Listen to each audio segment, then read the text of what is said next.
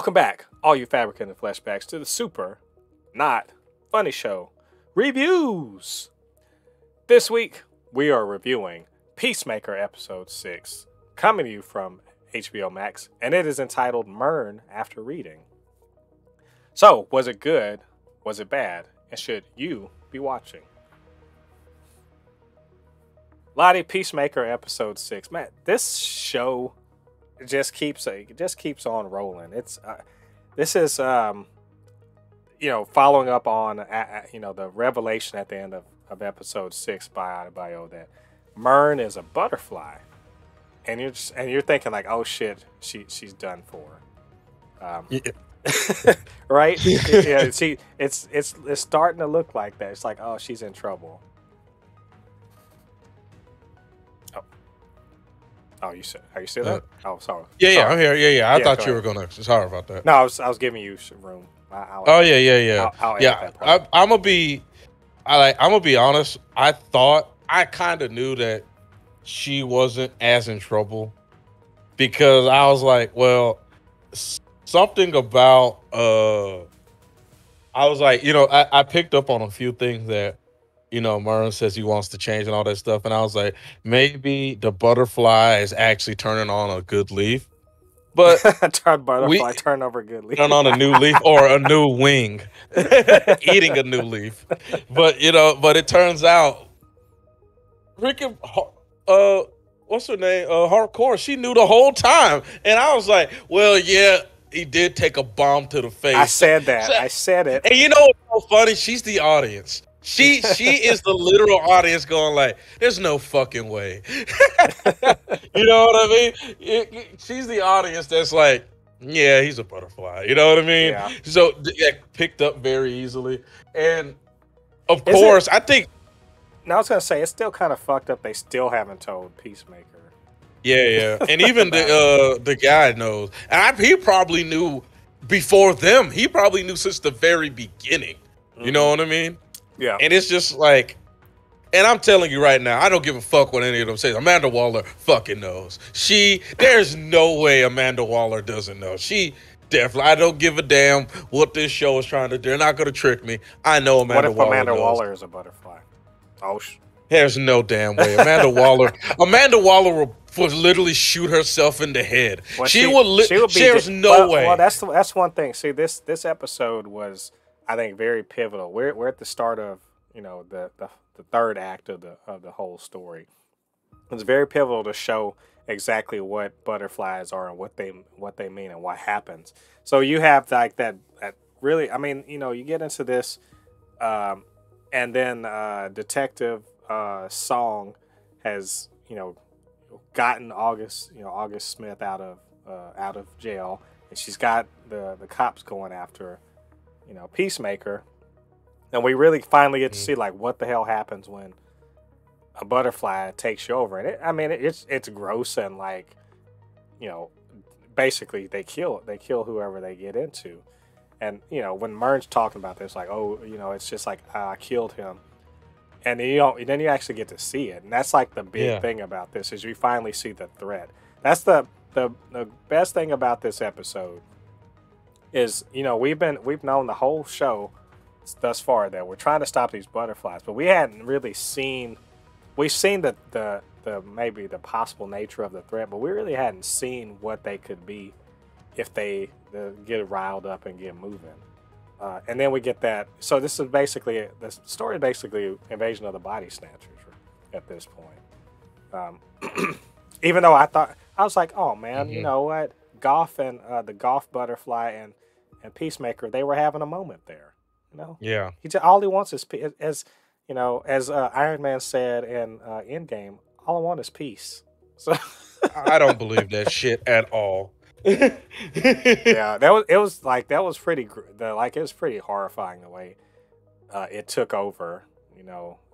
Detective Song, and then all of those police. And all. And I'm gonna just say this to you. I know you're a little disappointed because I know you wanted her to be a lot more integral in the show. You know what she is now? It's just not as she herself. is. Yeah, she's dead. She's dead. This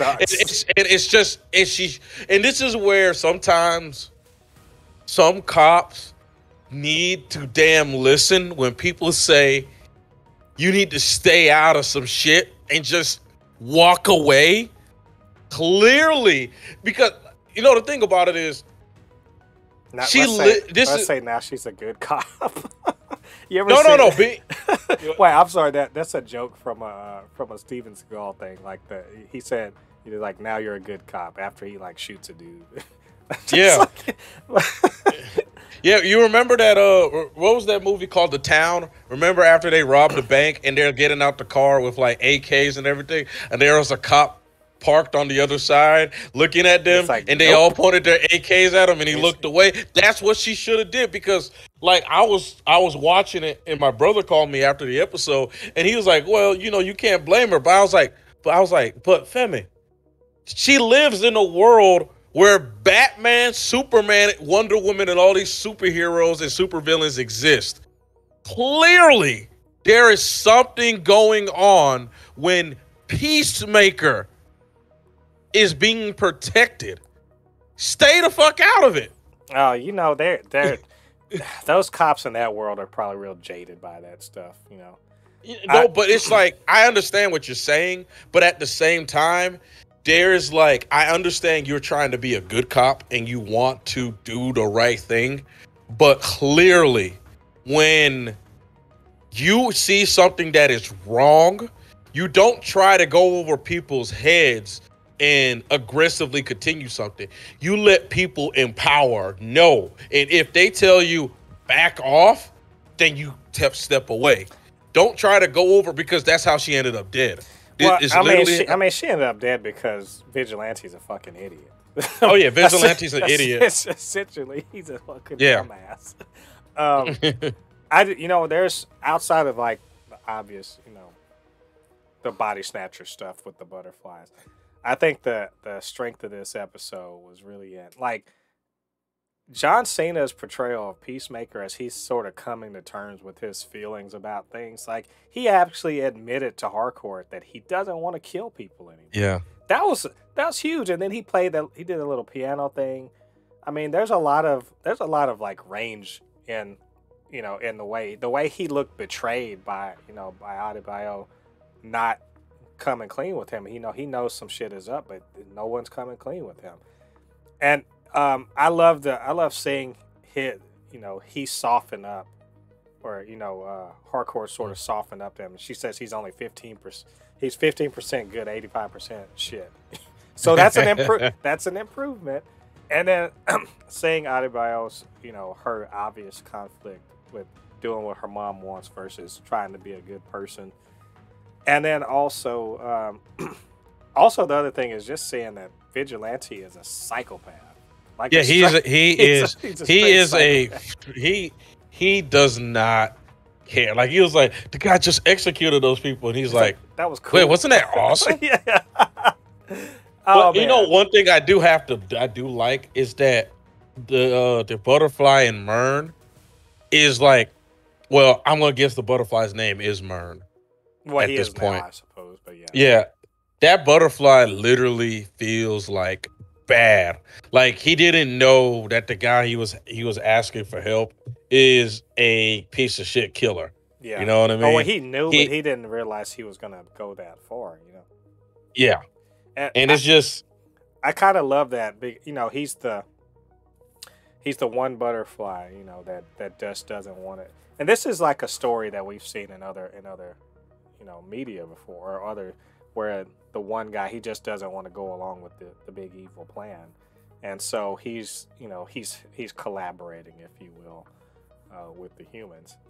I think overall, man, this is definitely a setup episode. Some shit was happening, like it's some action, but it's definitely a setup episode for the way the rest of the third act is gonna proceed. But I think overall, like, that's hella strong. I laughed, but Jen was saying to me, like, there was a lot more seriousness to it, and I'm there for it. That's the thing, is I love just seeing John Cena. He's acting like with his face. Yeah. His facial expression, not with talking or anything. And yeah. you know, and then also seeing his dad being like, well, I guess they're like, and he's suited up. So it's just setting all this stuff up, and I'm really ready Just for. the weird creepo neo-Nazi type shit. And then okay, so here's like a few things I want to point out.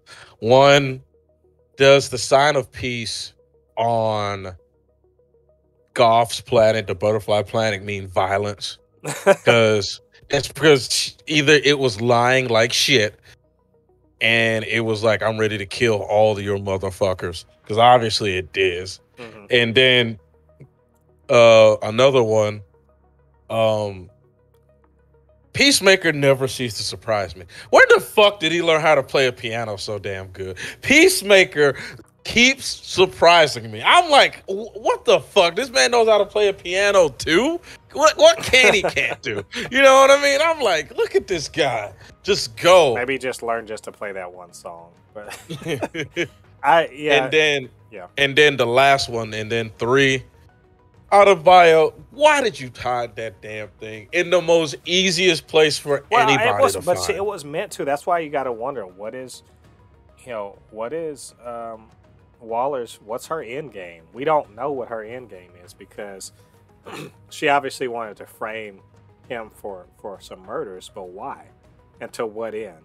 Like I said, is she a butterfly? Or is she collaborating with the evil butterflies? You know, what's happening? You know, or is she doing what a butterfly above her is saying to do? We just don't know. Mm-hmm. So, I think overall, though, I think this is a really strong episode. Great way to start the third act. I'm extra excited for the next episode. And I did not skip the intro, because how dare you skip the intro?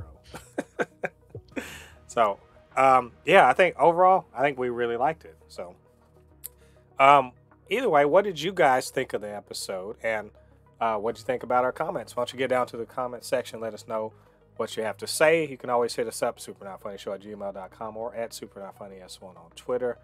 We'll chop it up about this show. All right, all you Fabricans and Fleshbags, thanks for joining us. Come back next week. We're going to review episode 7 of Peacemaker. Until then, I have been Mo De Poupe, your resident fabricant and commenter extraordinaire on all things pop culture, joined by the anime expert, video game designer, lover of all things superhero, my good friend LADI. We'll see you guys on the other side of the thread. Peace. Peace.